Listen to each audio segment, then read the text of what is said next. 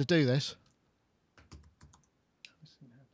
And it looks like we do have this. This is the last time you'll see this silent version of the intro sequence. The Sonic Talk theme tune competition podcast theme tune competition is now closed, and we have well over 130 entries to go through. So we're hoping to have that ready for you all very shortly. But hello, welcome. It's a post-NAMM. Post-traumatic NAMM stress type of thing. We've just finished the NAMM show in 2015, which I'm sure if you're interested in musical equipment of any kind, you may well be aware of. Our NAMM coverage has been quite fulsome. In fact, we hit the 100 video mark today with one of our uploads that have been published. So this is going to be a bit freeform. I'm kind of pulling in various opinions. I have no agenda. I will merely be a vessel. An enabler, if you like. But welcome to Sonic Talk number, I think it's 390, for goodness sake. That's amazing, isn't it? Imagine that. Let me just check that. I better do. I can't. It doesn't say anything there. But what the heck. 390, welcome to the show. Thank you very much to our show sponsors. Thank you very much to our NAMM sponsors, Universal Audio, Presonus, Cakewalk, Line 6, and somebody else that I should probably remember, but I can't. But you know who you are. And here we go. So we'll start off over here. We'll introduce my guests. I'm typically untogether. I'm still putting myself back together after NAMM. Gaz Williams and Robbie Bromlem, who very kindly have sat in the right order for the lower thirds to work. Gaz Williams, of course, professional bass player and musician and music technologist, commentator, which is why he's on the show. Robbie Bromlem, composer, studio owner, film composer, producer, and all of those things. Obviously, they're in the same place. It's not some kind of weird split screen superimposing I'm putting. They're in the same room. How are you both? Yeah, very good. Yes, excited. Actually, in fact, you two were very keen and quick to say, "Can I come on the show next week? Can I come on the show next week?" Because obviously there's a lot to talk about. So, thank you very much for having us. Nick, can I say before, just on the subject of the theme tune, the Sonic Talk theme tune? Yes. I've gone through them all now. Oh, there's loads. That was brilliant, though. The amount of amazing entries. It's just amazing. I just thought it was just so cool that we could have so many brilliant, talented audience. I think that's how cool are they? Very well said. Yeah, no, it is impressive to know that there are so many people who actually have the ability to come up with such great stuff and give us a challenging but enjoyable job to judge. But the judge, in fact, I forgot to say, the winners will receive the Isotope Creative Bundle, and of course the joy of knowing that they're the pre-roll to our little show here, which we've got a bumper room this week in the chat room, which I'm very pleased to hear about. And Mr. Richard Hilton over there in I think judging by the light, I think you must have recovered your house from under the depths of the Snowmageddon that has just hit the east coast of America. Rich Hilton, of course, keyboard player with Chic, and Nile Rodgers studio guy. If I assume that you can actually get to work at any kind of capacity at the moment. How are you, Rich? Muted is what you are. It's the snow. Hey. Thank you. Very good. God, glad to hear it. I was a bit, because we were in the still in LA when the kind of Snowmageddon reportage news cycle was going on, and it was like curfews, 4,000 flights cancelled. It was just kind of everybody. I was thinking, wow, that's amazing. But you survived. Right. And the storm we had 3 days ago was worse than that, and they didn't do any of that. Well. And the storm we're going to have on Sunday is supposed to be possibly significant. It snows here in the wintertime. I'm cool. I like it. I'm happy. Excellent. People like to complain about the weather, but nobody does anything about it. Well, I have to say, I think the US coverage outweathered even the Brits about talking to weather. There were some fantastic statistics. But thank you very much for being here, Rich. Anyway, we'll get on. And Mark Tinley, who is not snowed in. Mark Tinley, lightbeing.com, music technologist, creative thinker, and sound artist. How are you, Mark? I'm all right. Are you in Somerset? I don't know. Does it snow in Somerset? But rarely. Yeah, I guess it must. It's too flat, isn't it, for snow? I'm all right. Yes, I'm all right. I'm feeling like I'm thinking, oh God, you know, like when you go into school and you haven't quite done your homework. So I watched all the NAMM stuff come in, and if I saw a headline that grabbed my attention, I went and watched it and got excited by it and everything. But it sounds like Gaz and Robbie have gone through the whole thing, and I'm like thinking, we have. I don't know if I know all the answers, so I'm sort of thinking, oh no, this is all freeform and I don't know anything. Well, I have a confession to make. You know, it wasn't actually me who filmed every single one of those videos, and I also haven't watched every single one of them either. So I'm relying on the sort of collective, consciousness. Talking about watching every single video, though, I have watched every single video for the competition. Yeah. And I have to agree with Gaz, the quality of all of the entries, the quality of all the entries is absolutely extraordinary. And kind of, if you turn that round, and I think about when I've entered competitions, it's made me realize that when you enter a competition, that there are human beings on the other end of it judging it. And when I've not won things and I've gone away feeling like, oh God, well, you know, this means something really terrible about me, it's a sort of real eye-opener to see it from the other end of it, because it's so hard to decide, well, which one and how does this go? And so, some of the pieces of music are absolutely brilliant. Some of them are brilliant and don't quite suit in the criteria I've kind of created in my mind, is that at the end of that, you're going to go, hi, it's Nick Batt, this is Sonic State. And sometimes I feel like some of the pieces of music don't quite go there, or, you know, with the feel of the way that we create the show. So it's sort of, it's really, really, really tough going, actually, I think I'm going to discard that one, but it's so well written. Why don't we just, oh my God. Why don't we have everyone win? Yeah. Everyone just stack them all on top of each other, see what it sounds like. What we could do, yeah, or actually just play them one. If we play them one after the other for an entire, that would give us an entire episode of Sonic Talk that with no involvement from us whatsoever. Do one different one every week. Yes, it's tempting, but it's, you know. I mean, there is a and then I've got all these logical criteria that I'm working on, and there's a couple that I just play and I just go, wow, that's the one I'm picking. And it's not because it meets any of my logical criteria. It just feels right with the thing. So, well, that's the nature of music, I suppose. And that's it's really interesting to notice that it's such a sensual thing and not a logical thing at all. So absolutely. I'm learning like loads from being a judge, being on the judging end. Yeah, it's really, really informative.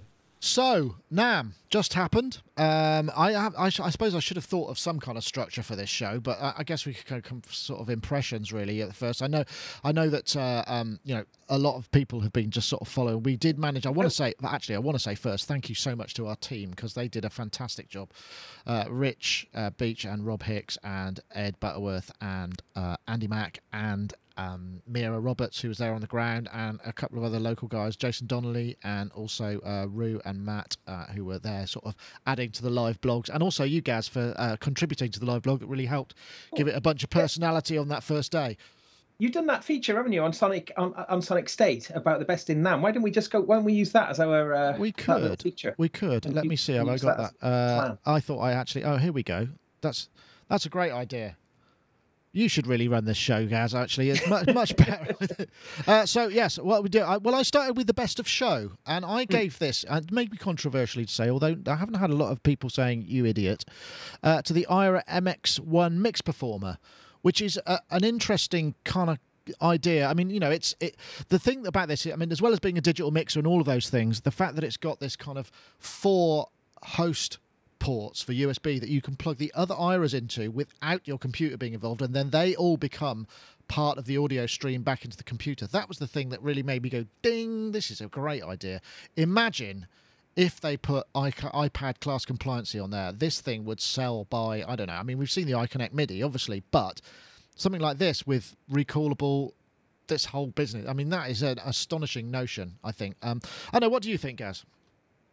Yeah. I mean, we talked a little bit about this before the show, and it's something that we want to see more of, is this idea of being able to aggregate audio USB devices and to do it in a mixer, and to have, like, you know, to combine step sequencing ideas into a mixer as well. You know, this MX-1 really is a great thing. What I thought was particularly interesting is that you know, performance mixers have generally been the domain of the DJ. Yeah. You know, that's been more their focus. But this one, you could use it as a DJ mixer, I suppose. And I think you can. Has it got crossfader? No, maybe not. No, it hasn't got crossfader. No. But it is designed for super fast, performance, and it with an emphasis on fun and those big step sequence lights and the way it works is very intuitive.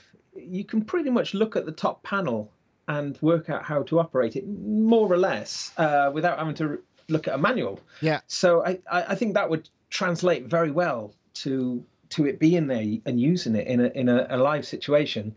And it's very much like the sort of thing that I'm looking for, really, myself. So I don't have any of the IRAs. And at the moment, when you look at the graphics, it says about those 4 USB inputs, it says IRA only. So that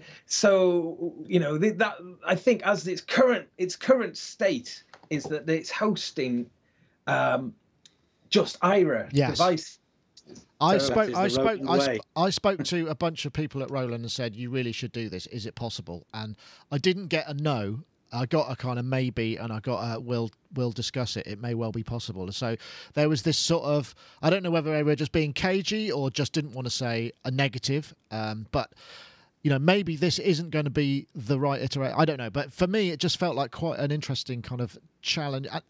An interesting change of direction, it's certainly in Roller's point of view, but also the idea of having all of this stuff USB host specific. There's quite a lot of products that are starting to do this, and I think this is going to be a way forward.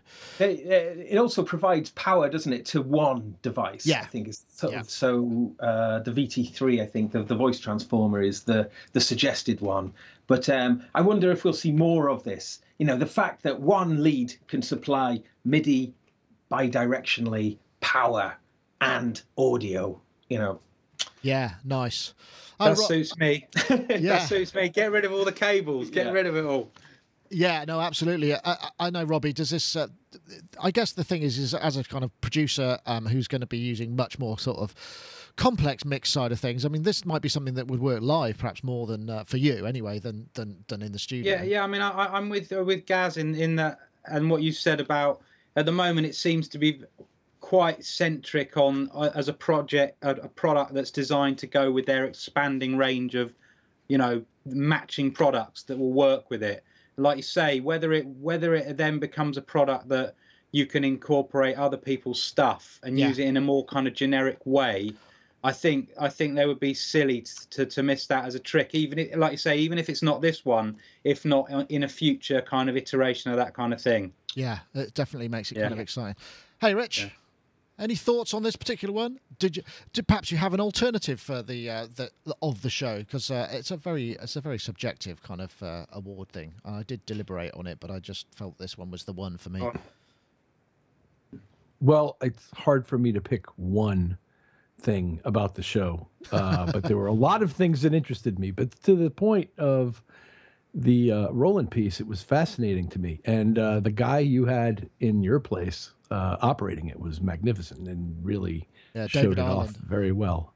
Showed it off really well, and I don't know how it fits into my life, but it's a really exciting sort of live performance tool. I thought it was very cool. And as for hits of the show, I imagine we're going to come to a whole bunch of them. But to me, the mere fact that you can buy a brand new product called an Oberheim 2 voice or a Prophet or a ARP Odyssey, although it was interesting to me, I'll talk about that in a minute, or the Oberheim SEM and Eurorec format, or all of that modular stuff. It's remarkable to me. The interest, the level of interest is greater than it's ever been in this stuff. And it's incredible how high it is, the level of interest, and how fascinating some of these devices are. And there was just so many of them that for me to say, oh yeah, it was the bit crushing, distortion controlled, whatever, like I'm not even going there, but there's so much great stuff. Omnisphere 2. So much great We'll stuff. Definitely come to that. Anna, Mark. So how come nobody was particularly jazzed by the Odyssey? I think they were. I think they were. I mean, and if you see here, actually, it got the best mono from me. At the people show. I read in general who were gaga over various things. Very few of them were, a much smaller number of them were gaga over that thing than I expected as compared to some of the other devices. I suppose. And I wondered why, because I have not, obviously, I've not Can we just say, I've been going mad with all the people going, oh, it's got mini keys, it's got mini keys, when it hasn't got mini keys. It's got slimline keys. I know these keys because Howard uses he's just moved across to the Korg RK100 keytars instead of the aging KX5s that we were using, which have all died. And they've got the same keyboard. It's that slimline keyboard, and it's totally way more playable than a mini keyboard. Yeah. They're like a sort of 3/4 size, and it's just people just going, oh, it's rubbish because it's got mini keys. Yeah, it's just. I've been like this, Nick, all week on the pre-order for the Odyssey. Like, going there. Well, but before we go there, we should have Mark's input on this as well. I mean, does that kind of? Am I inputting the Roland thing? Are they doing? Maybe they're doing a sort of a sweepstake of all their old things, because that concept reminds me of the 103 mixer. The System 100 had a 103 mixer with it, which in fact the System 100 was like an entire system all on its own, and you could make music with it. So you got a mixer, there was a sequencer, which I think was the 104, there was various different banks of things, and then there was the 100M, which was the modular thing, and they kind of created this whole system. So I wonder if they're trying to do the same sort of thing. So they even had speakers, actually, that went with the System 100. So maybe they're trying to create this whole kind of world that just, you know, you have your green flashy world, and you're making your music with Roland synthesizers, and you've got the Roland sound, and you stay with them. It's kind of like, you know, that's an interesting exercise point, in branding, because what does it do that I can't do apart from, well, what does it do that I can't just do with a computer? Tell me that. Hands-on.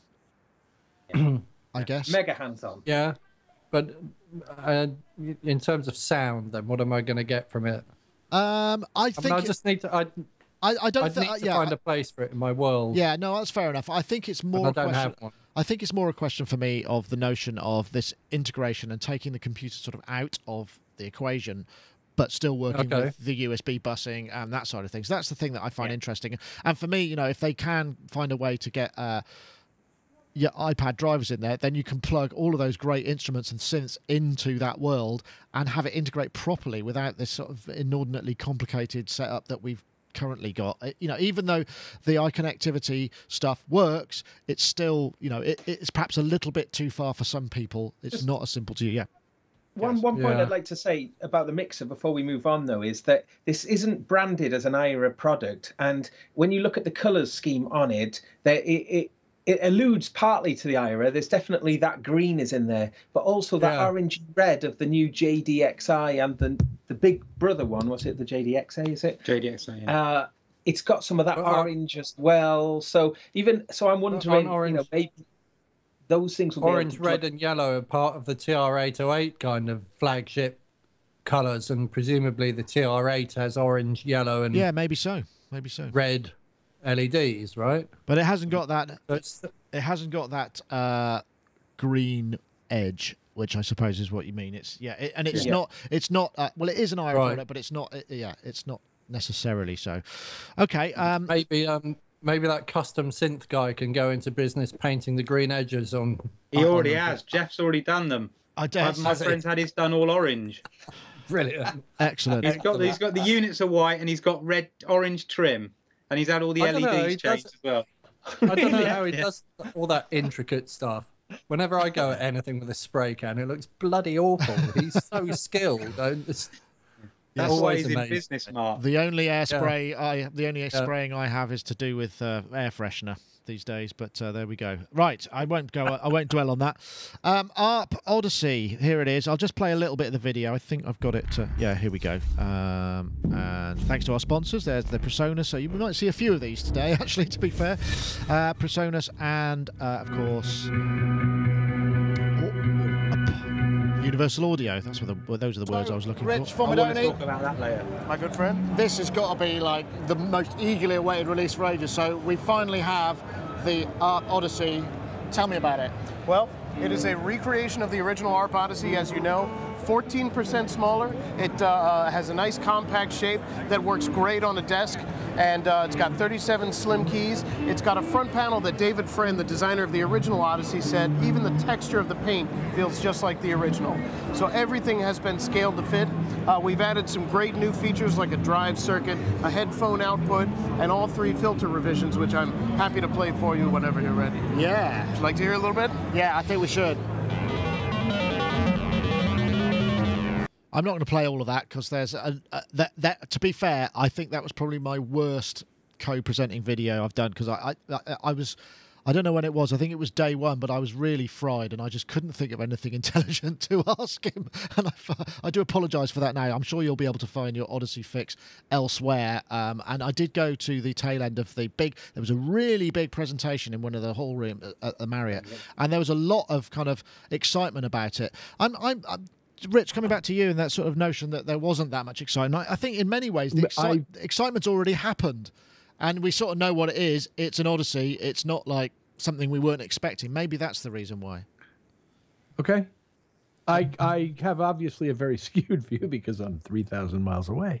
So I'm happy to hear that I got a misimpression of that because it seemed to me more people were raving about Oberheim and Dave Smith and modulars and... Yeah, no, Matt, I think you're right, but I think that raving had already been done on the Odyssey when they said that it was coming, and it had been quite a long time that we knew about it. I think that's partly what it is, perhaps. Yeah. It's amazing. Like I said, the interest in these things and these new devices, like the Roland device we're talking about, make me question everything about the way my workflow has developed over the last bunch of years, and at least as far as any work I might do on my own. Suggests that I explore other avenues of music creation, given some of these new tools. Yeah, there are a lot of really interesting things here. I know for you guys, I mean, I guess it's not what we expected. There's nothing that we didn't expect, and perhaps that's kind of why. But yeah, about the Odyssey. Yeah, but we kind of cover. I mean, it's great that it's available. I think it's going to be about $999 US. Working out, there are other versions.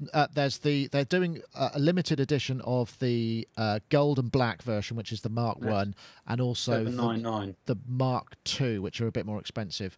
But if you want something that's a little bit different looking, I mean, it looks okay. I'm imagining it'll do what an Odyssey does. That's the idea. I don't know an Odyssey intimately enough, and also at the show I didn't really have the opportunity to kind of fully explore the sonic capabilities and hear what it sounded like. Yes, Gaz? Can we just have a little straw poll to see which colour everyone would go? If they were going to go for one, which would they go for? The black one, the white one, or the black and orange one? Ooh, well, black and orange for me. Black and orange for me. Black and orange. Black and orange. Rich? I think black and orange as well, just purely because it reminds me of the Bond bug. Oh, I love that. The same era, isn't it? Yes, I suppose you should have one of those on the dash of your Bond bug as you're driving on 3 wheels. Black and orange seems to be going quite big in the chat room as well. What about you, Rich? The Americans will have to Google Bond bug, won't they? Ask me the question all over again, please. Which colour? Because there's the 3 kind of liveries. So you've got the black and orange, which is the Mark 3. You've got the white face, which I think was the Mark 2, and the Mark 1, which is the black. Oh, the Odyssey, Odyssey look. Yeah. I think with those proportional pitch controllers, I got to go black and orange. Well, there we go. There we go. I guess the thing is, many people have different, depending on maybe which ones they owned. Yes. If that was a knob, I would say gray. Do you follow? No, not really. Oh, okay. The original Odyssey. Yeah. Had a knob for pitch control. Ah, yes. With no center détente on it. And it was the gray-faced Odyssey. And so if you give me a knob there, I want it gray. If you give me those 3 white spongy things, I want it black and orange. Because I'm guessing that they must. Yeah, no. If you're going to be romantic, you might as well be authentically romantic. I get you. Does it have the Moog filter? There's nothing wrong with being inauthentically romantic. No, I don't think so. Hold on. Thank you, Gaz, for standing up for the inauthentically romantic. The chat room is asking, does it have the Moog filter? It has all 3 filter types. Okay, right. Let's go on to the next one. This is the best polysynth. So I'll play. Well, we all know that, don't we? Yeah, this was kind of pretty easy to do. I'll play a little bit of this. This is Mr. Dave Smith, charming as ever. And once again, our sponsors, Presonus and Universal Audio. Let me see. I hope they won't forgive me. They'll forgive me if I just. Yeah. Again, another NAMM, Another NAMM. Don't remind me. So big news, the sequential name, right? The sequential name. How awesome is that? We have the first sequential product made in 30 years right here. It was great to get the name back from Yamaha. They were very gracious. It's just a great story. One of those things that never happens anymore. And we kind of took the ball and ran with it. So what's the big news with the Prophet kind of the 6? I mean, well, once we got the sequential name back, we had to sit down and say, well, what are we going to do with it? And we had an idea of a product like this anyhow, but the concept was to take the constrained design, the immediacy of a Prophet 5, the soul of a Prophet 5, but update it and call that our first sequential product. Right. Once again, I'm not going to play all of that, but it sounded nice. It's very hard for me to tell again on the show floor. Dave played it to me. I was listening to it on a pair of headphones, sort of via the camera. Interestingly enough, apparently that bloke in the background there is the keyboard player from Snarky Puppy. Yeah, I was told. I'm thinking, Robbie, you seem quite excited by this one. Well, I sold my Prophet 8 before Christmas and was just about to buy a Prophet 8 module because I thought I haven't got room for all these keyboards, but I thought I'll just wait and buy this Prophet 8 module till NAMM just in case there's something else. And now I'm going to be lumbered with another keyboard again. So needless to say, that's top of my shopping list for this year. Because it's everything I've wanted for ages. I've wanted a total. I've got the Moog Voyager and I've got the Euro rack, and I wanted a no holds barred true, analog, poly analog. And I really wanted something like a Jupiter 8 or something, but I don't want all the hassle that goes with all that. So this for me is going to be the perfect kind of fit, I think, as it will be for a lot of people. Yeah, maybe so. Rich, what do you think about this? I mean, one thing that Dave said, when I said, why is it so hard to make an analog poly? And he said, it's not. As he's just proven. I mean, it's expensive, but it's not hard, I thought it looked fantastic. It sounded fantastic. Dave is such a nice man. Yeah. I can see the appeal immediately. Beautiful, beautiful, wonderful thing. Happy. I think it's going to be. Happy. I think it's going to be somewhere he said, I think later in the year. It's not going to be ready just yet. But I mean, I'm guessing you can pre-order, and I'm sure many people will. So good on them. I know, Mark, are you excited by the notion of an analog poly, or could you care less? I'm very excited by the notion of this particular analog poly, and I would love to own one. It's just, I don't know. It's they have a kind of a furniture-ness about them, I suppose. That's not a word, but you know what I'm saying. Yeah. I've always liked the wooden kind of look of it, and the matte black offset against the wood, and this has got like even more red kind of things on it, so it just looks awesome.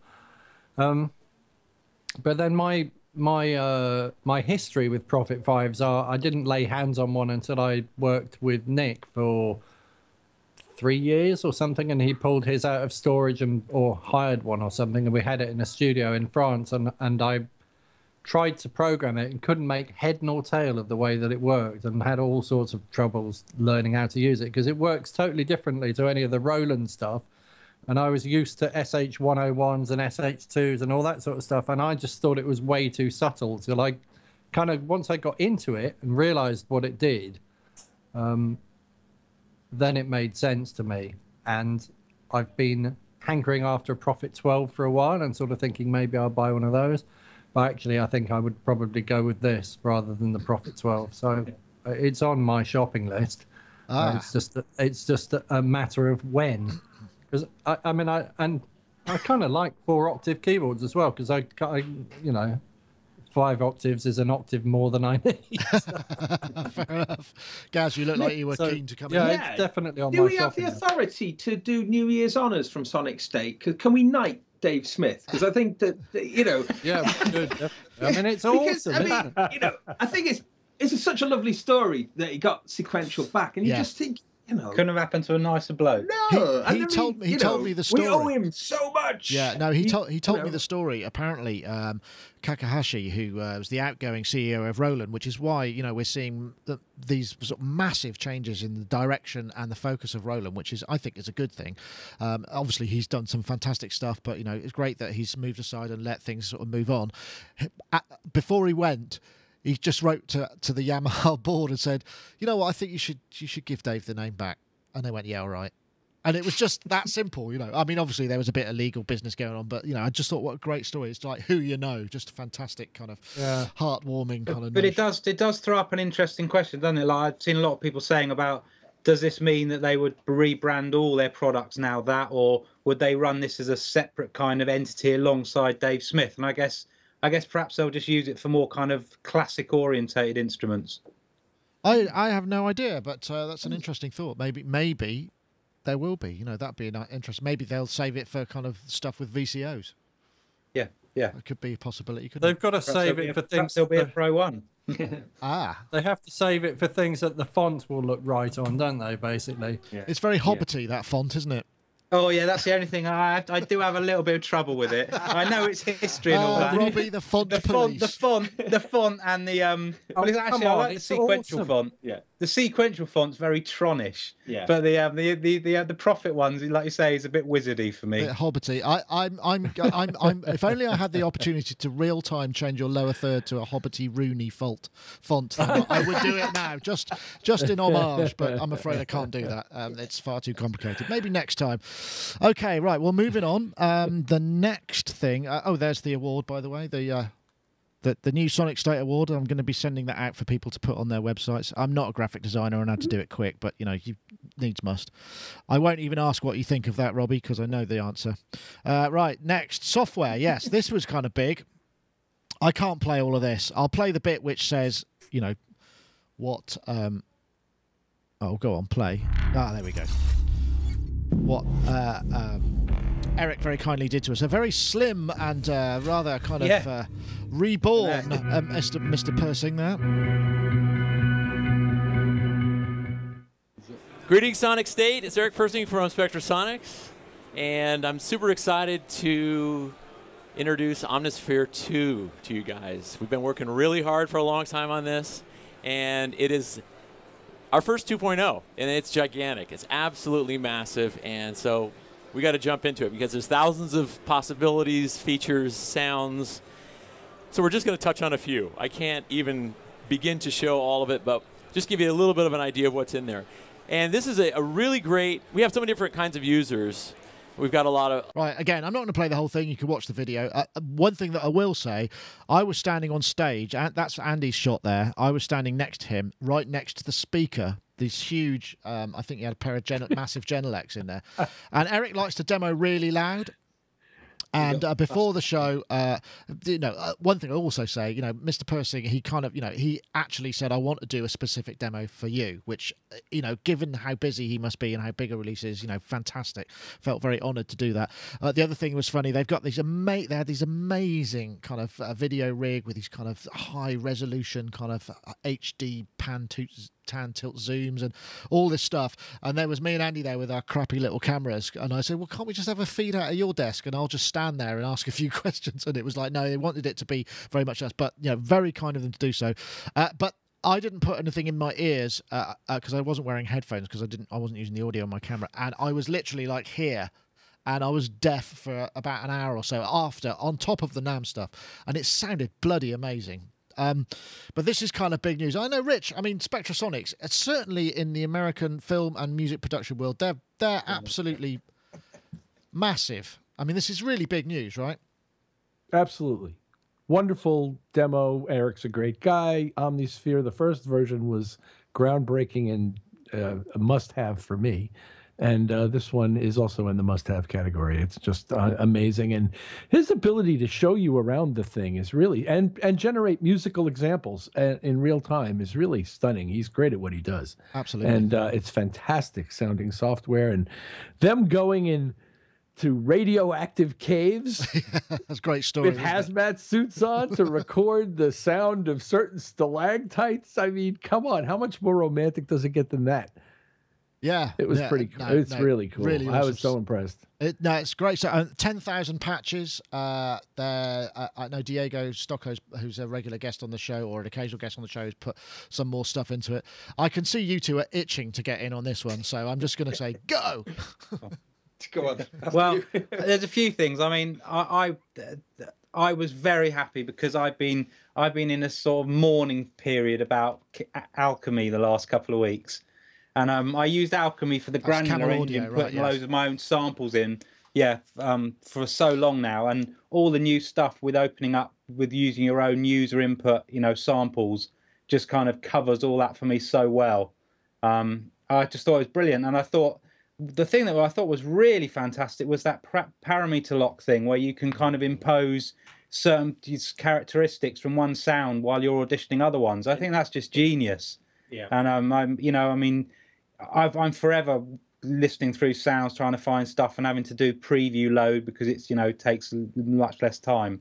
And that the idea of being able to do that was just brilliant. I mean, I've seen a lot of people complaining about the cost of the upgrade, which I just think is ridiculous because it is such a major upgrade. And as a company, they're always so good at not charging people until they really have to. So I don't think that's a problem myself. Fair enough. Yeah. It's. I mean, Omnisphere, I think, has proved to be one of my. I mean, how long have I had it now? What's it? 6 years, is it, since it first came out? Maybe, or 5-6 years, maybe. And it's still a voyage of discovery every time. So, I think these are very clever additions to it. I think it's really cool how what they've done is they haven't just done a new. They haven't like reskinned it.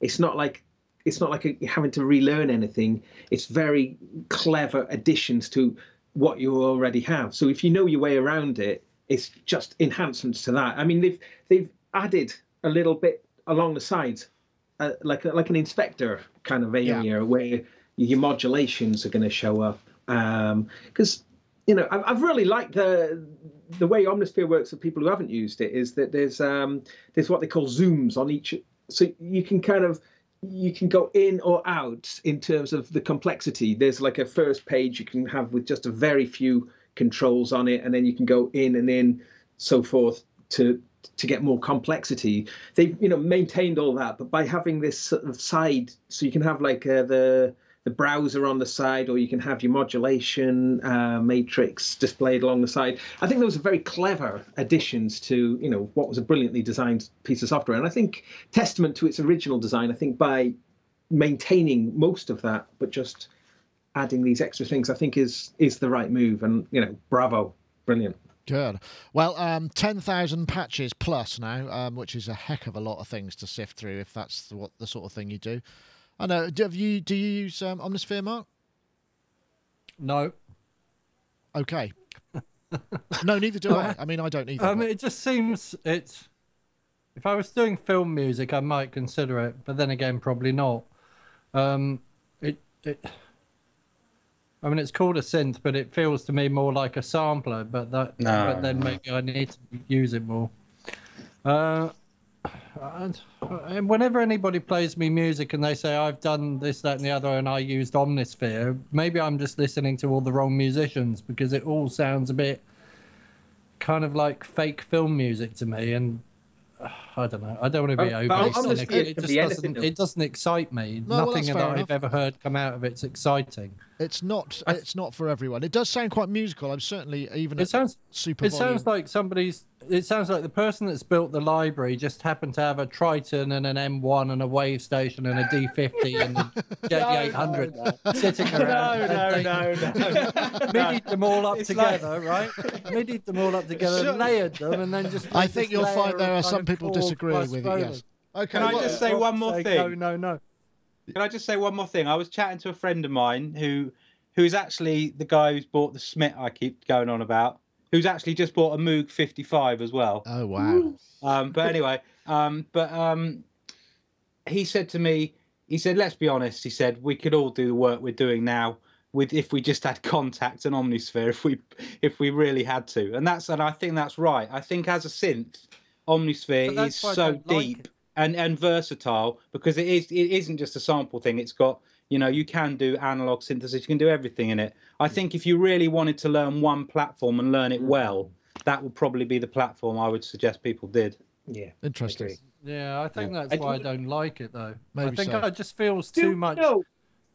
I mean, I like doing my own thing. I want to go out and record my own, me hitting something with a hammer and then going, well, that's a good sound. Then I put it in something and then I play around. Yeah, but you can in Omnisphere. But he's got a you can in the new version. That's the whole thing. Yeah, can I? Yeah, you can now. That's the difference. So maybe, I mean, it just feels too preset. Like it's like, this has been tailored for the masses as opposed to Mark. I think if you say that, that's not fair. Actually, the design of the software.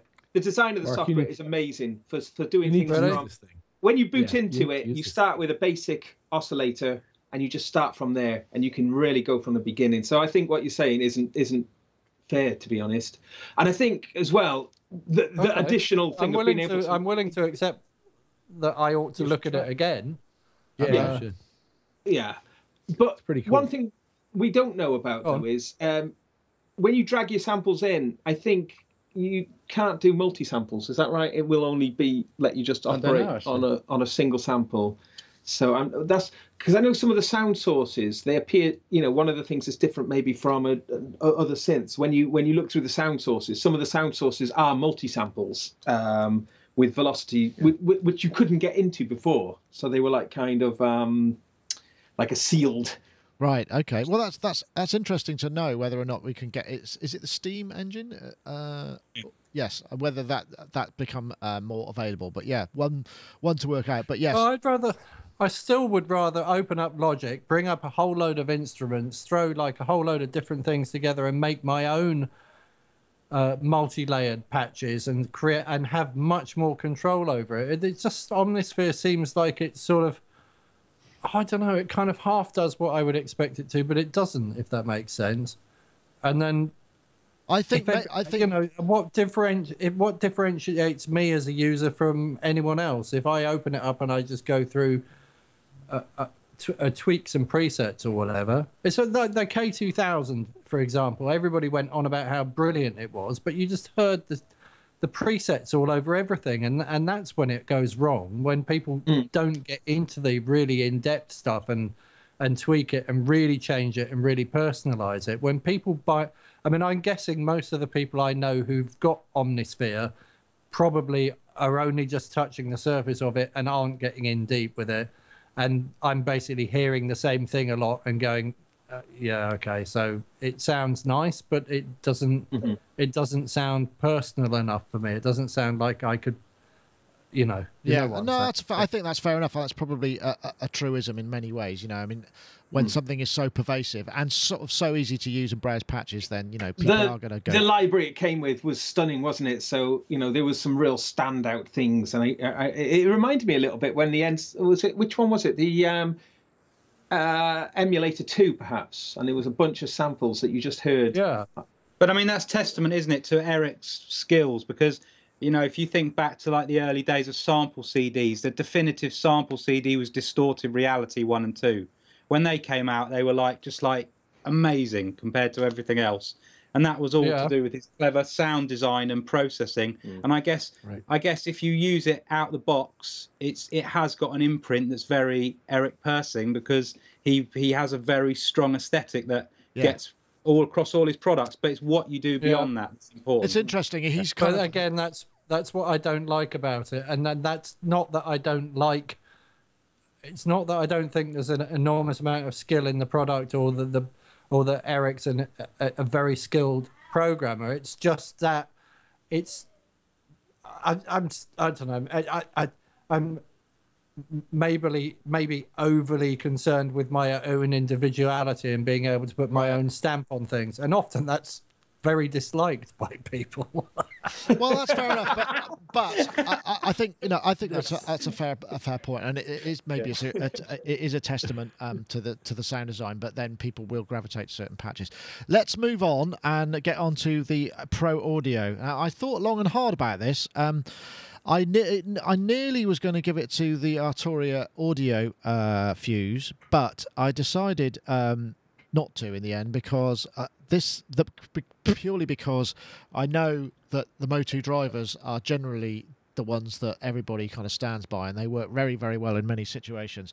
And just the news of this 112D, which just gives an enormous amount of I/O. I think 112 I/O across analog, MADI, AES, and ADAT with Thunderbolt, USB 2 and USB 3 connections, plus AVB Ethernet, which is something I'm quite interested in exploring once I get a OSX Yosemite machine here, and so I award it to this. I don't have a video because very rarely do anything with Motu. They don't generally do any promo. They just, their stuff goes out and people buy it, and good for them. But that's the one I gave it to, and I'm interested to see if anybody has any other suggestions or agrees or disagrees on the pro audio side of things.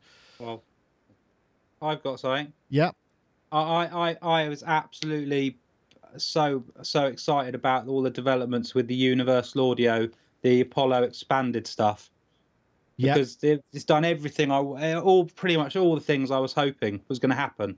I mean, I think even just before Christmas, I was going on about how I couldn't even get 2 pairs of monitors up and running, and the fact that you could do 3 sets of monitors, and I can chain all my devices together now, all the stuff, and then the new console, it's brilliant. Yeah, channel strips, it's fantastic what they've done. Yeah, no, that is very interesting. The multiple devices. I know, Rich, you're a heavy UA user as well. I mean, I know you had some issues when you were thinking about moving to the different Macs, but does this Apollo update kind of make sense to you? Apollo Expanded, I believe it's called. Yes. It opens up a huge range of possibilities for people, and it's down to their effectively selling it to people on how it interfaces with their current workflow, but it does look like fantastic stuff to me. Yeah, I agree. The only thing I would say is I was a bit disappointed not to see any form of MIDI control of that stuff, because we got this amazing kind of console. It would just make sense to be able to grab a control surface just to sort of work with that in a live or a studio situation would have been pretty good. And I think, and also, sorry, go Rich. Paves the way for their hardware controller, doesn't it? Yes. Yeah, well, that's what the speculation is, isn't it? Maybe that's it. There is MIDI control. You can. I think it receives clock for BPM effects so far, but that's about it. The only other thing, obviously, is the fact that it's still Thunderbolt, but that's just the way things are. But the thing it highlights more than their problem is the fact that there are not enough PC motherboard manufacturers putting Thunderbolt on their motherboards, which I mean, I know there's quite a high premium to pay for that chipset, but you'd think that somebody would grab it. There's room for somebody to create a kind of creative PC workflow with Thunderbolt integrated into it, a machine that works in that way. I don't know how you think about that, Mark, but I mean, it feels like it's very much sort of Mac focused, and that's not really Apple or any of the manufacturers' fault, apart from the motherboard people, which need to. We had the same thing with FireWire, though, didn't we? If we're talking about UA, then I love all their stuff, and I can't afford it. I would love to have those audio interfaces sitting in a rack somewhere or on my desk or wherever. Apollo Twin, man, that's the Apollo Twin, though. Look bloody awesome, don't they? And they sound good. They do sound very good. But yeah, I need to win the lottery to get one of them. I think the Apollo. I mean, the genius thing for me is because I've got a little Apollo Twin now with my portable rig, and now I can join that into the studio with my main Apollo and the 2 Thunderbolt satellites. And I could even use it on the desk like a controller for the other ones. Which I mean, it's so well thought out as a kind of expanding system, as a modular system, which I think is a really good thing. Has everybody answered that question about this? Because can I go slightly sideways and ask? I was just hold on. Go, Gaz, and then we'll come back to you, Mark. Okay. I mean, I would just wanted to return a little bit to the Motu choice, really, just because I think that's a good choice personally, because I think I think Motu stuff, I've used it for years and years, and I think I am going to go down that route for my studio rig. Maybe not that model, but they've got like a kind of like their own ecosystem, a little bit like that's what I wanted to mention, really. The way these units can all work together, and it's a fully expandable system. But they've embraced a lot of technologies, and you know, things like iPad control surfaces for mixer, all that kind of stuff, and really, really low latency. You know, I think maybe comparable to the Apollo. So it's, it's very low. It's the AVB technology, which is the specific Ethernet audio-visual bus. I'm not sure what exactly it stands for. It's 0.06 or 0.6 of a millisecond, apparently, which is kind of pretty impressive. Wow. Yeah, I've been very happy with Motu, and I think they've got my own. You know, I think my allegiance is with them still, and it's really nice to see them continuing to develop what I know will be perfectly professional products that you could rely on for years. You know, because that's based on my experience. Fair enough. Yeah. Mark, you wanted to introduce another element. So I was just, thinking about audio interfaces. I wanted to know what everybody thought about the Arturia audio interface, because it seems natural to talk about that. Yeah, absolutely. I thought it looked great. It's supposed to be, better than all of these, isn't it? Well, what the guy said. that they did a great job of, their whole marketing thing, making an audio interface sound really sexy in a time when there are lots of audio interfaces around.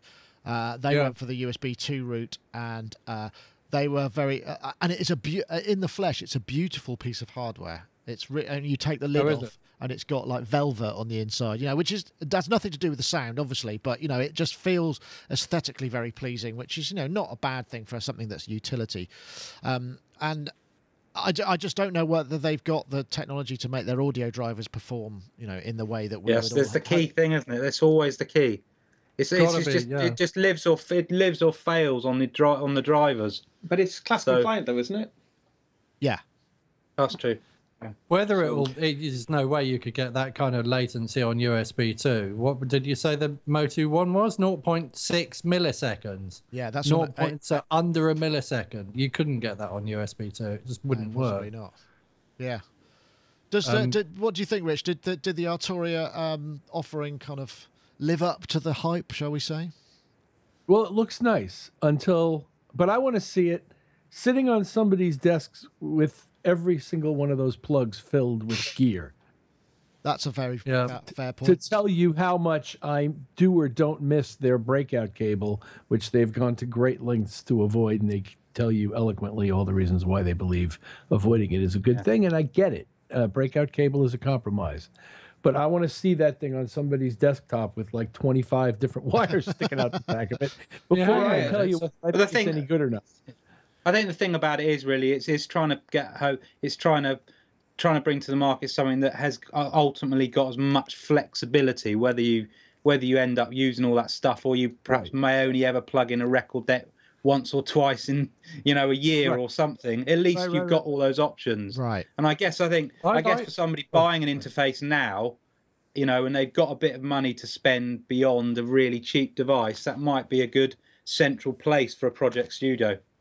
Yeah, I think that's a fair point. And its portability is a real advantage. The way, not only in the way that it travels in that nice little jewel box thing that they've created, but the fact that it's so small and easily portable. Yeah. Yeah. I like breakout cables. Because it's a kind of, if you lose a bit of quality because you've got a breakout cable, the payoff for that is that if you buy 2 breakout cables, you chuck one in your kit bag, which you take around the world with you, and you leave all your studio gear connected. So when you walk back into your studio, you put your laptop down on your desk, you plug your audio interface in, and you plug your breakout in, and you're connected back to your studio. Otherwise, you've been away for like 6 months or something. Walk back into your studio and you're like, oh, where does this red wire go? And what's this one? And what's that? Or you end up labeling everything and you get all these sticky labels everywhere. Yeah, so well, that's a good point. I like breakout cables because it means it's instant. You'll have to buy 2. That's the way. Sorry, Gaz. Yeah, buy 2 breakout cables. Yeah. In their advert, in that Apple-esque presentation, they were going, "No, who wants an octopus on their desktop?" about the break, and it's like, yeah, just to back up what Rich's point is, it's like having all that splayed out the back, it's sort of, it's an octopus and its guts as well, It's a dead octopus. And it's attached. It's a caged octopus that can't escape, right?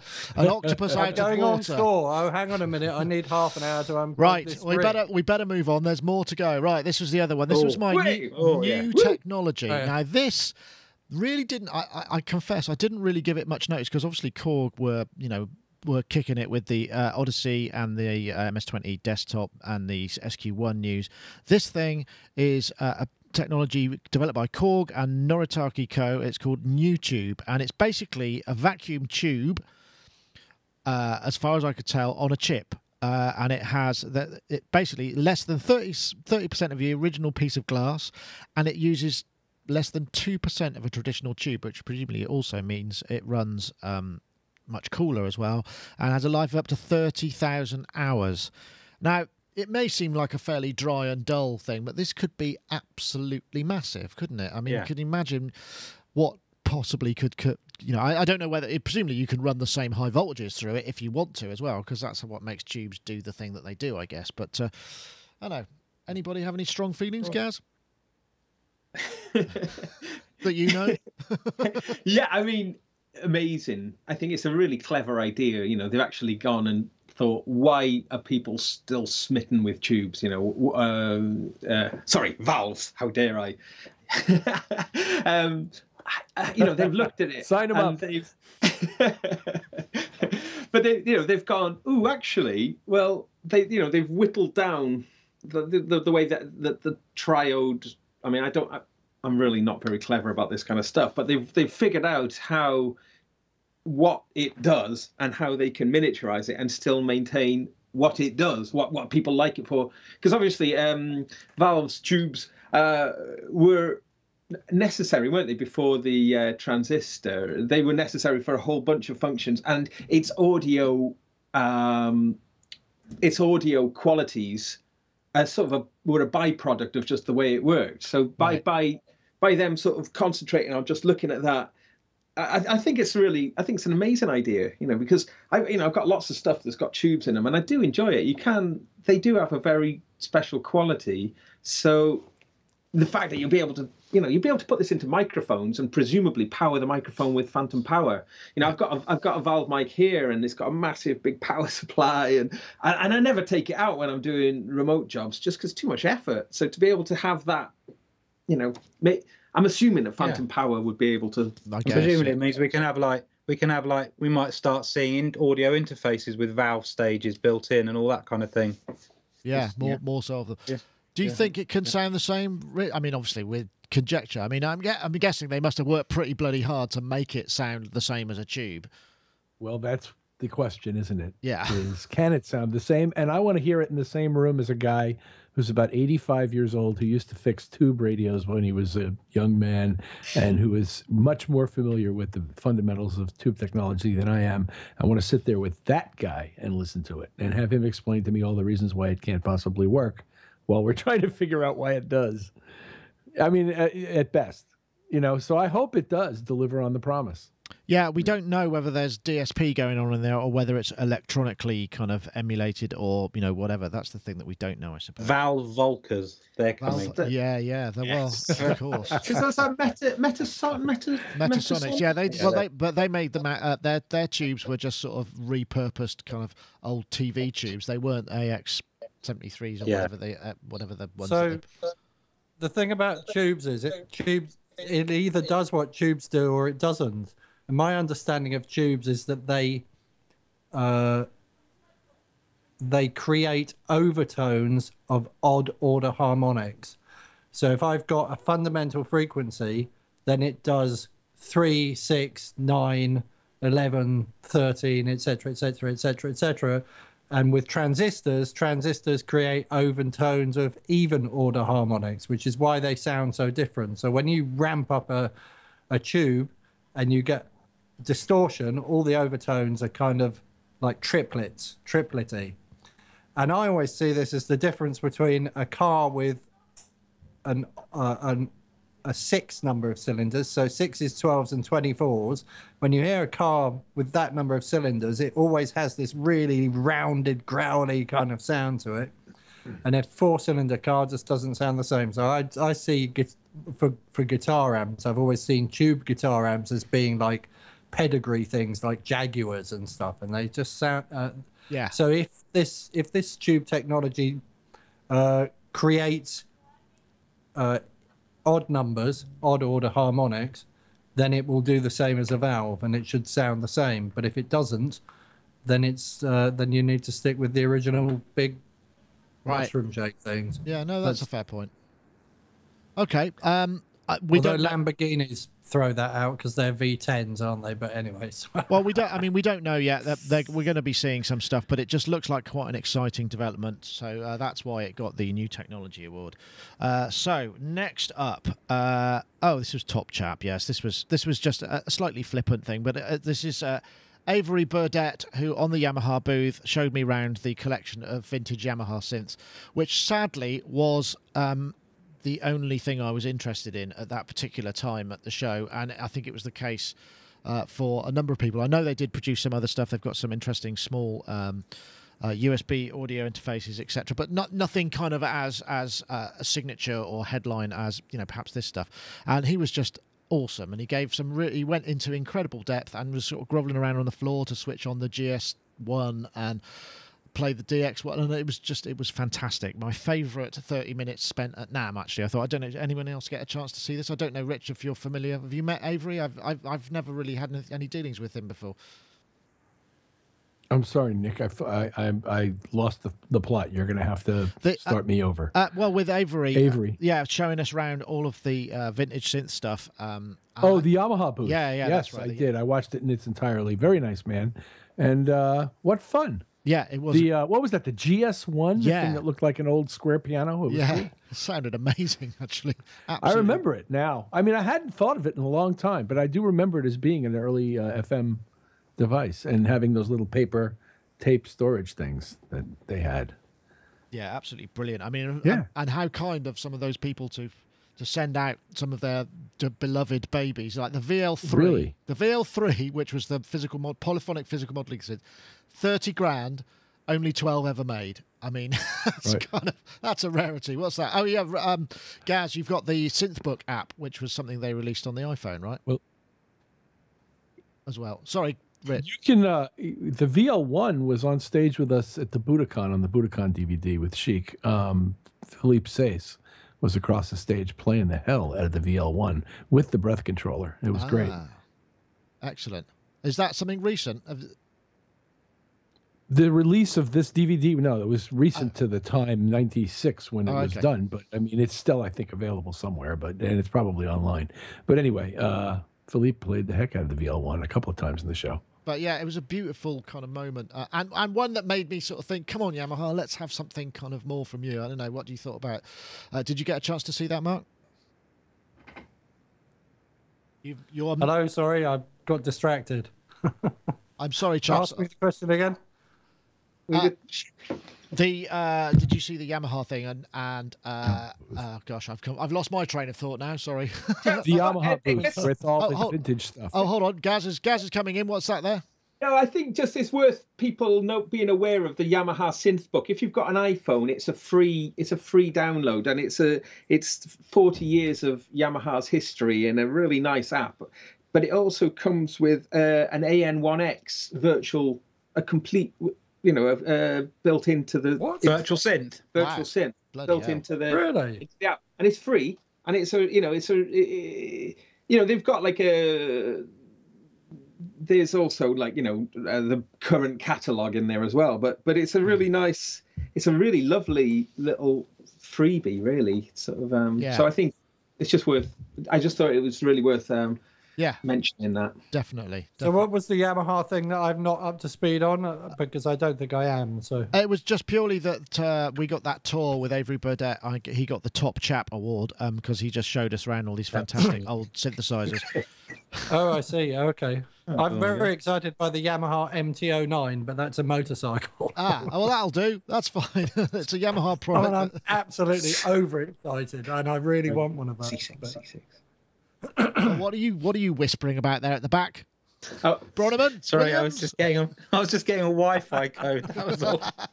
I've learned my Wi-Fi code as a song. A song. Because it was printed on the router, I thought rather than change the password, I've learned to sing it because I thought, how am I going to remember this long code? So I thought by singing it. I don't think you should give it away. Every time I come round here with a new device and say what's the Wi-Fi, he sings it out. It's a good way of learning sort of random abstract kind of. This is how religions do it, isn't it? Very religions nice. Indoctrinate their followers with tunes that tell them the story. Right. And African cultures, storytelling is all done through song, so it's a brilliant way of remembering it. Absolutely. Right, next. Arturia Beatstep Pro. This does look really nice, actually. Oh, yeah, this really does look nice. And I will, let's just go to, here we go. Oh, there we go. And all right, hello. It's my first video in NAMM, so it's probably a bit rough. Showing our new Beatstep Pro. And if you remember our Beatstep, which was just a 16-step sequencer with all the knobs adjusting all the pitches, this is pretty much its older brother. We asked. Does look really good. I'm going to spare you the all of that widdly. There's a great comment in here. Is what is it about? I'm just see if I can find it. There was I don't think it was in this one. It was in the YouTube one, which is what is it about? Who's that guy playing the solo in the back of every bloody NAMM video? It's driving me mad. It wasn't. It was somebody else. But it does look really nice. I reviewed the Beatstep and I quite liked it, but this really does sort of look good. And I think it's at $299 US. You know, it looks like a pretty cool device. Sort of thing that I think might appeal to you, Gaz, and you, Robbie, by the looks of you, nodding there sagely. The best thing about it is I've realised how I can free up some space in my Euro rack. I can get rid of possibly my Metropolis and put some other stuff in and have that on the desk. So yeah, and you can fit that in the actual case of the modular as well, so it'll all sort of pack away nicely. Ooh, good idea. Yeah, I mean, because the other sequence, well, there's been a few good sequences released, wasn't it? The Coma one. Oh, the Coma, yeah. Which looks like the big daddy of all of these. And then there's the little baby Korg SQ1 as well. Yeah, that looks really nice. Because I'm a recent convert to the Volkers, I was quite attracted to that. But then I saw this one and I just thought, oh, well, yeah, there's the Coma, which looks fab. But coming back to the Beatstep though, I thought the Beatstep just looked amazing for just having that combination of all those things and being able to just eight trigger outs for the drum pads, 2 separate sequencer CV gate channels, and a MIDI 16 track sequencer for the drums as well. So you know, there's bags of creative possibilities with that one. I've played around with a Beatstep. I don't own one, but I've played around with one quite a bit and I really enjoyed it. So I think that one looks I think it looks brilliant, and I think I'm not going to get an SQ1 now, which I was just about to get, but I think I'm going to hold because the SQ1, it looks like you can use it as a CV MIDI to CV. Yeah, there seems to be some confusion of that because I asked Rich Formidoni whether that was the case, and he said yes, but I've subsequently heard that we're not sure, so I need to check that out. I've got one in a box over there.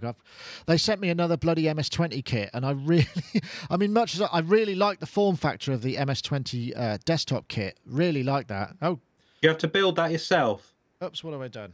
It's unbuilding it and sending it back's the problem. Yeah, no, I didn't have to do that. So Rich was waving wildly in the background, and I pressed the wrong button. Send it here. Hold on.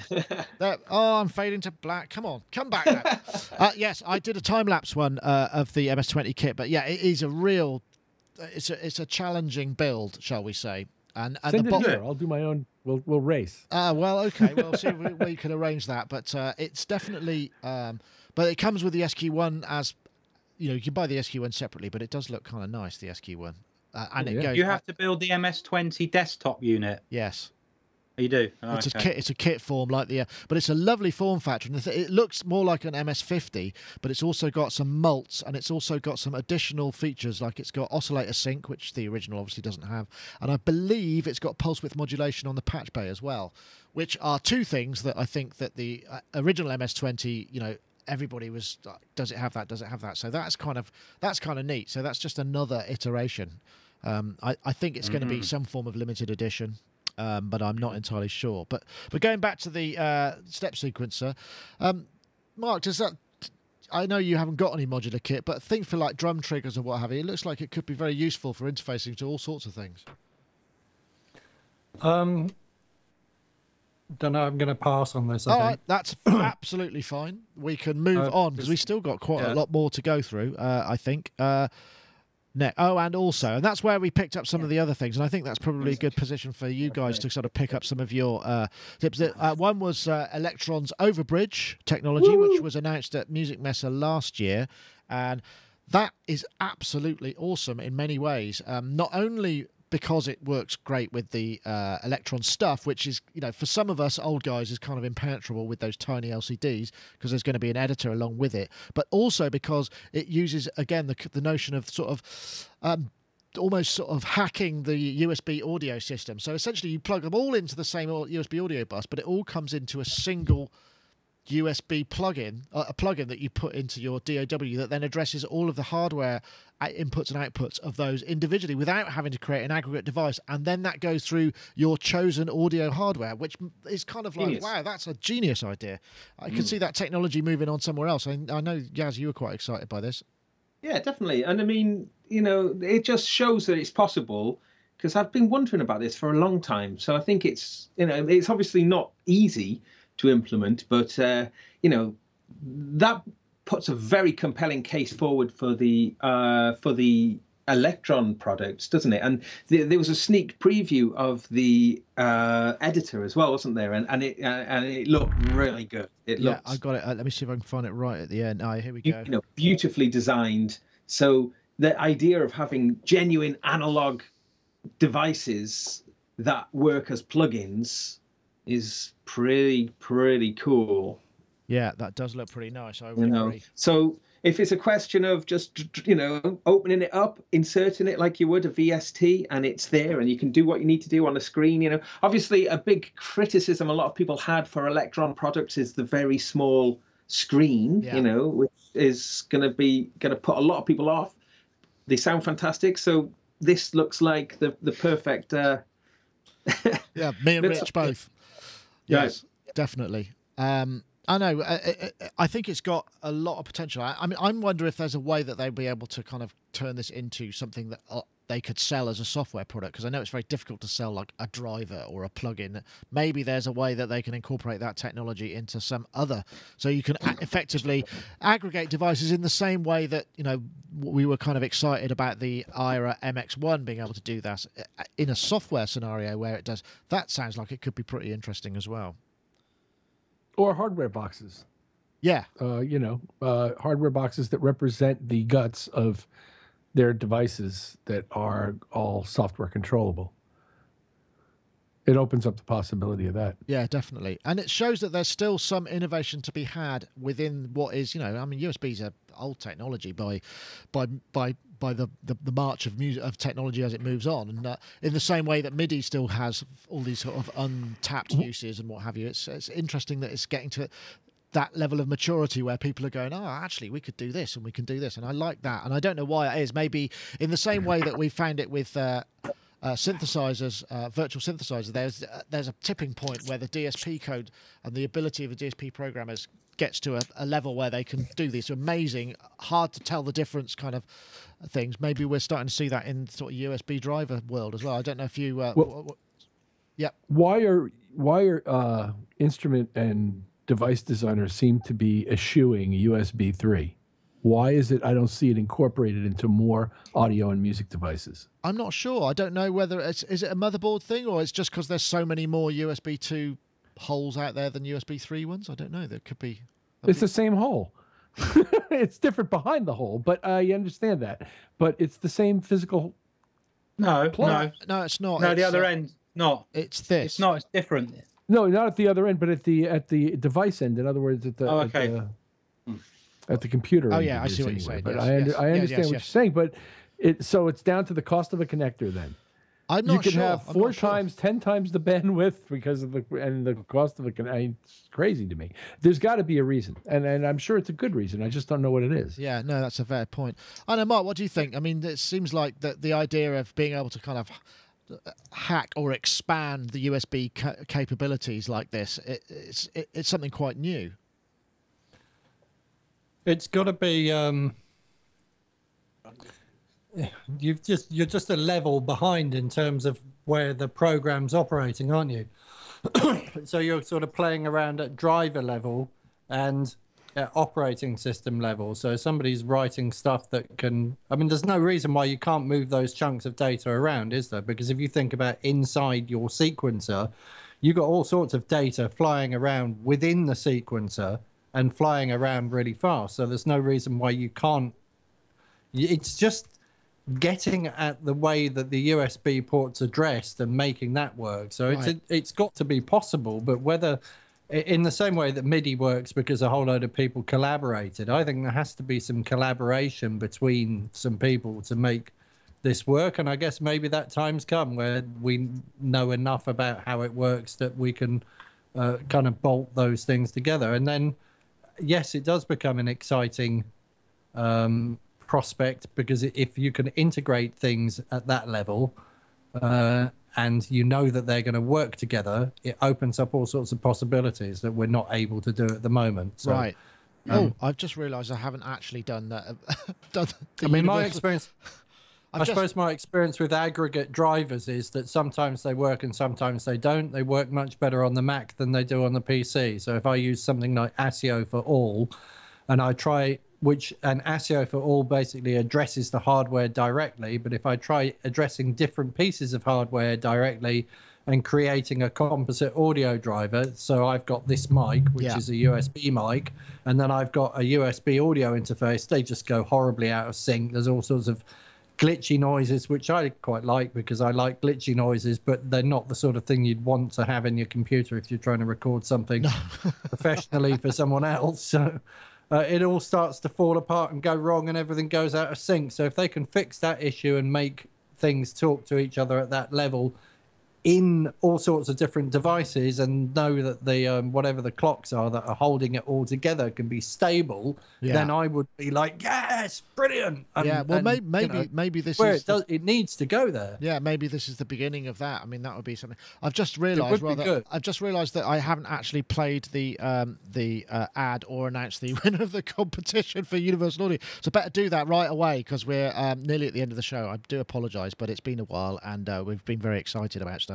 So I'll just do that very quickly now. If I can press this button and a video will play, then even better, because then I can talk over it and then everything will be all right. Here we are. Isotope Iris 2, of course, sponsors of the show. Very pleased to have them aboard. The sound of Iris. I mean, this is an amazing new update. 4 sample slots, lots and lots of modulation possibilities. All kinds of new effects.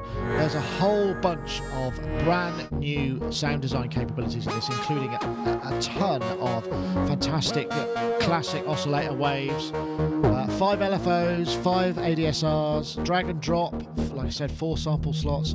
All the sort of sample packs are now brought together in one big pile. You don't have to buy any additional libraries. You've got obviously the spectral editing of the individual samples. Lots and lots of stuff that you can do with this. If you want to check this out, please go to isotope.com/iris and you can download a 10-day free demo.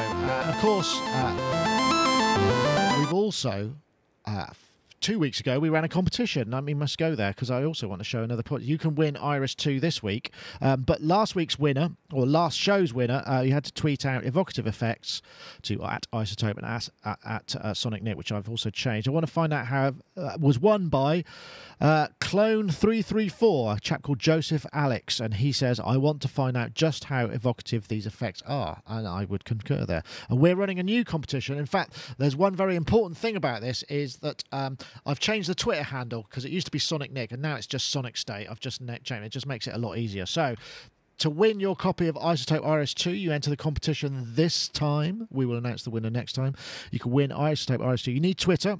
Basically, you just need to tweet this. So you tweet at the hashtag #TheWorldIsYourInstrument. Because you can drop pretty much any sample in there and create your sounds in Iris 2, to at Sonic State and at Isotope Inc. And then we will pick a winner from the special supercomputer random number picker that we have. So just tweet that. But add a comment as well, because it's always nice. You've got 140 characters. You may as well use them. Hate to see them go to waste. So tweet hashtag #TheWorldIsYourInstrument, one in one word, no spaces, to at Sonic State and at Isotope Inc. And we will pick a winner next week. I want to say thank you. And there's also one other thing, because people have been wondering about the Isotope Fairy. And the Isotope Fairy is, in fact, here. I spotted her on the Isotope booth, and she had some wings on. So that's how you could tell they were there. So there she is. She's a bit shy, but I had to creep up. Oh, there she is. And she will bestow you the Isotope prize. So once again, congratulations to our winner. I should just say who that is. It's Joseph Alex Clone 334 is the Twitter handle. If you let yourself known to me, then the Isotope Fairy will give you a copy of Iris. Right. Phew. Glad I got the sponsors in. Does the Isotope Fairy talk with a Boston accent? No, she does not. Not particularly. Oh, no. Yeah. Really? No, not particularly. I don't think. But they're in Cambridge, Mass. I don't know if she's native to Boston. Most people have accents thick as fog. She may have flown there from wherever the fairy homeland is. I can't say. Does she have like a lot of 8 to 10K in her voice? Do you need a de-esser when she talks? No, she's fine. Anyway, I'm sorry that didn't happen sooner, but I guess that's just what happens when you get all excited about new gear. There is actually one more thing. Best of the rest. I should probably bring them in. This was the Korg desktop MS-20 desktop kit and SQ1 sequencer, which I was very pleased with. I thought it, and Universal Audio Apollo Expanded, which I know Robbie chose. And this thing was quite interesting. This is the Bone Box. Yeah, which is I don't know if anybody's used Bohm's MIDI translator. In fact, it is working here. When I press a button, Bohm's MIDI translator, it goes round the network, through the computer, through this audio interface, into the computer over there. And Bohm's MIDI translator is the thing that tells our streaming to record, amongst other things. The Bohm box is kind of all of that functionality in a box with MIDI interfaces, USB interface, and Ethernet cables for RTP MIDI, and it just looks very interesting as a concept. I don't know how much it's going to be or when it's going to happen, but I didn't see it at the booth because we didn't get their press release, and I was unable to spend much time driving around just wandering aimlessly, which is a shame, but that's the way it goes. Looks kind of interesting. Nick? Yes. Can I, just before I forget, can I ask you, did you get to go and look at all the modular Eurorack mayhem there? No, Ed did. I did see some of it, but Ed was our guy who was bringing all that stuff in, and he did a sterling job bringing it onto the show. But I just wondered if there was anything that stood out for you, if you'd seen it, but if you weren't well, no, but he's started to talk to me about what he thinks might be his picks of the show. And one of the things I expect to be kind of good, I mean, this isn't a directive to him or anything, but the Boomstar oscillators as modulars, as Eurorack modules is pretty cool. And I think the thing I felt, and the thing I think there's going to be a massive Eurorack explosion this year. I think we're going to see some really big stuff coming along, and that's going to be interesting. Oh yes, the Waldorf NW, the Waldorf NW1. Right. Yes, that's right. That looks fantastic, doesn't it? You know, it did look pretty cool. Yeah, as well. Aspects of Nave, that's a really interesting development, isn't it? Seeing something that has got influence from an iOS app iOS app, making it native and then native into a Eurorack. You know, it's an interesting development, isn't it? Because it's got lots of things that were pioneered, I think, in Nave. I mean, it's a continuation of Waldorf's wavetable, you know, progress. But yeah, absolutely. But you know, the bone thing, Nick. Just before we move on from that, yeah. Has that got like an Arduino or something inside it? Because I have no idea. It must do. It must have something like that. Or maybe, right. This will please the chat room, maybe it's got a Raspberry Pi Model 2, which has just also come out. Absolutely, I was just thinking that. That was yesterday. I was contacted by one of my guys at Microsoft who said, oh, this has just dropped. And basically, it'll run a version of Windows 10 embedded. It'll run all the old stuff, but it's got 4 USB ports, quad-core 900 megahertz processor, and a gig of RAM.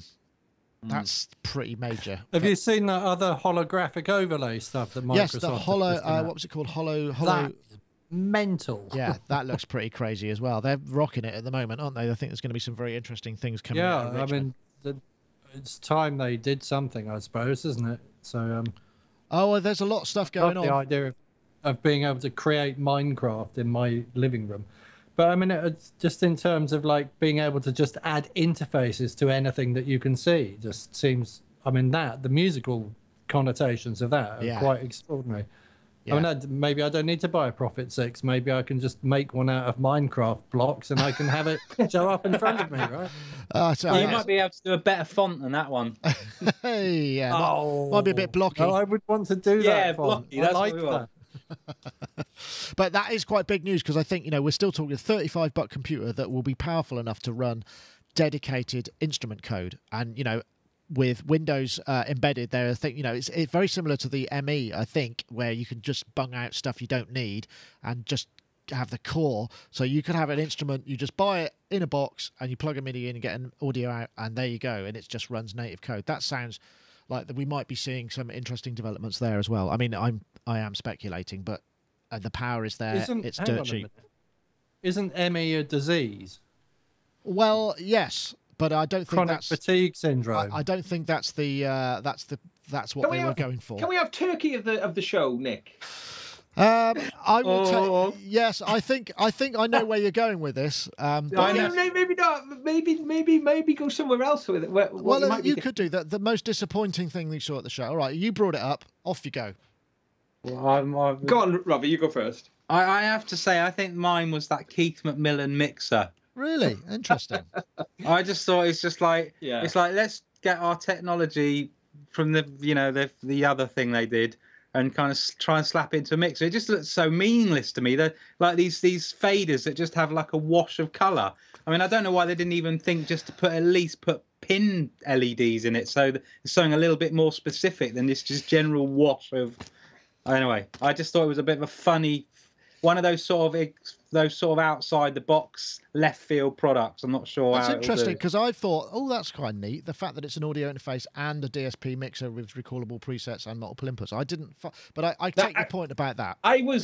Robbie just stole what I was going to say. Actually, I think you probably and what I was gonna rage against it. They were saying about how like. That it's got this really deep MIDI functionality, but they left off the DIN plugs, and you were meant to plug in a USB thing to put MIDI ports on, and there's loads of space on there too. It's like, don't do this, manufacturers. Do not abandon the DIN plug. Do not. MIDI has been a success. Really. Because of the DIN plug and the fact that manufacturers kept putting the DIN plug in time and time again when they probably didn't want to. So yes, that's why it gets it. That's why it gets the down thumb for me for leaving off the DIN plug. Okay, I can live with that. I think that's an acceptable candidate for Room 101. I will never get an endorsement from them ever. No. But what about the Timberwolf? The Timberwolf, though. I mean, yeah.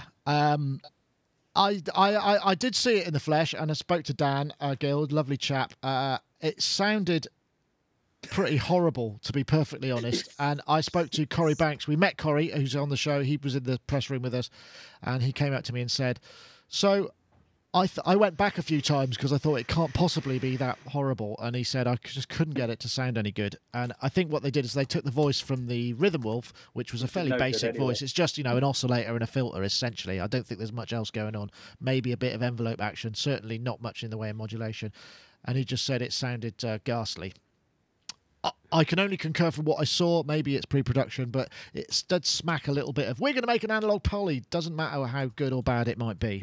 But it's not really an analog poly, is it, properly? It's a bit bizarre.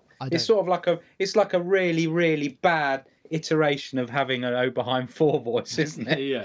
But that one that just sounds awful. Yes, I think perhaps you're right. And also, I go positive now? Yes, go on, Mark.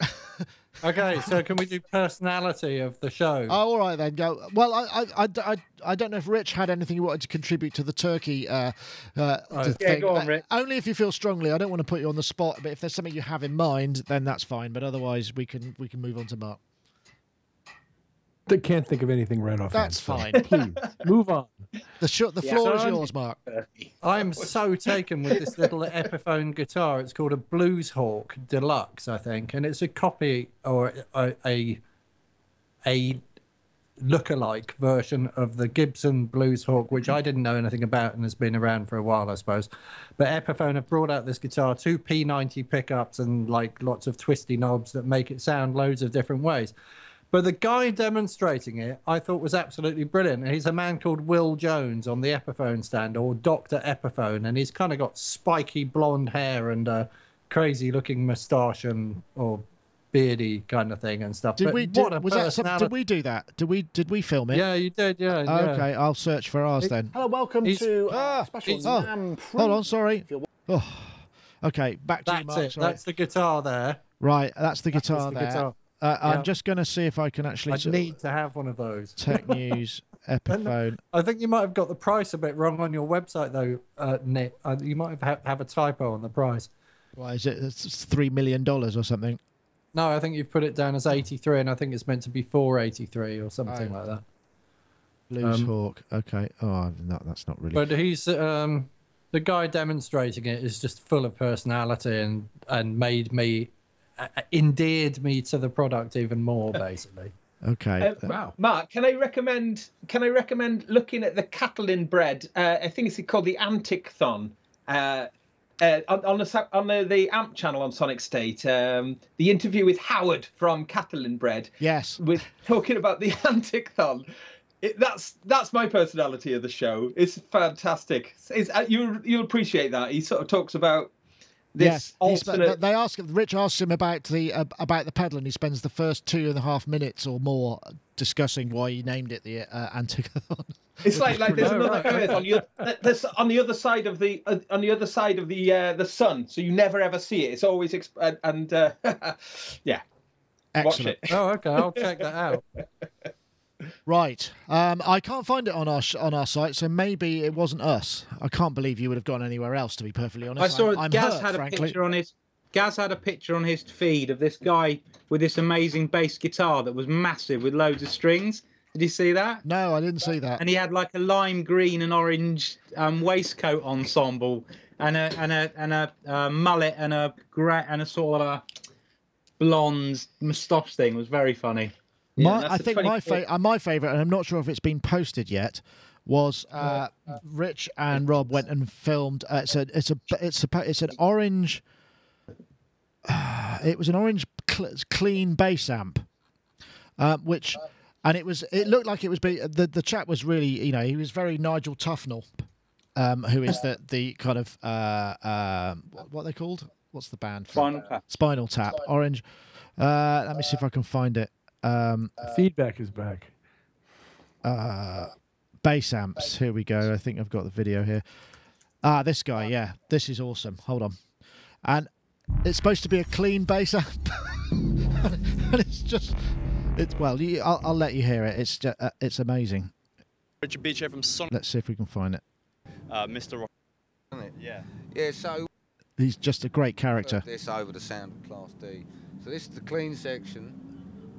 And the EQ is plus minus 10 dB, bell shape back. See if we can get him. Moving on. And he's just, we were... The harmonics just on their own with no gain.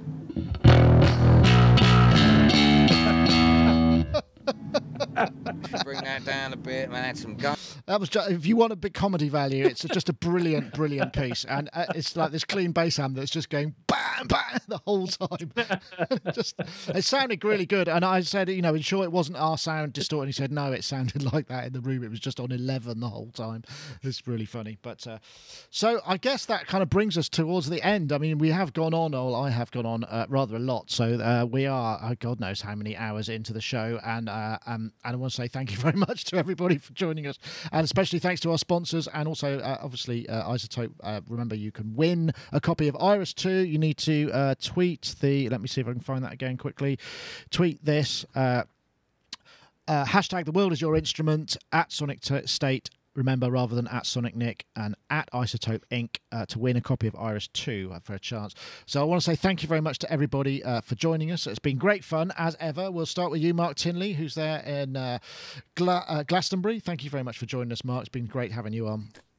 You're very welcome. I think you're right. I must have clicked the Epiphone link to watch that particular video, so maybe it wasn't one of yours. That's so fine. I can live with that. I can handle it. I'm big enough. And yeah, enjoyable as always. I love doing this, so great to be here. Thank you very much for having me. Okay, and Rich Hilton over there in Connecticut. Hopefully the snow will allow you to leave your house and get to the shops and stuff. Thank you very much for joining us. It's great to have you on as well. Thanks for having me. It's always a blast. And Robbie looks like he has something to say before we go. I just nearly forgot. I'm going to get in trouble from my Sushi Partner Friday. We released our tracks yesterday. Ah, so that's Facebook.com. So you can get them at sushifriday.bandcamp.com. Ah, okay, brilliant. That's your sort of modular real-time project, yeah, right? Yeah. Excellent. Yeah, hardware real time, yeah. Excellent. Good for you. Yeah. Well, we'll check that out. Thank you very much for letting us know. And thank you for joining us as well, Robbie. And as well with you, Gaz. Thank you for joining us too. And for keeping such a keen eye on everything. And coming up, frankly, with a framework to hang the show off. Cool. It's good. It's, bring on Music Messer. Yes, Music Messer is coming up. We're going to be doing it all over again. And I know for a fact, because obviously there's the new Roland stuff that was announced. Didn't mention that. The JXDI, which is the single analog voice. And also the JDXA, which looks like a flipping massive great thing. Nick, the JDXI, the demo was...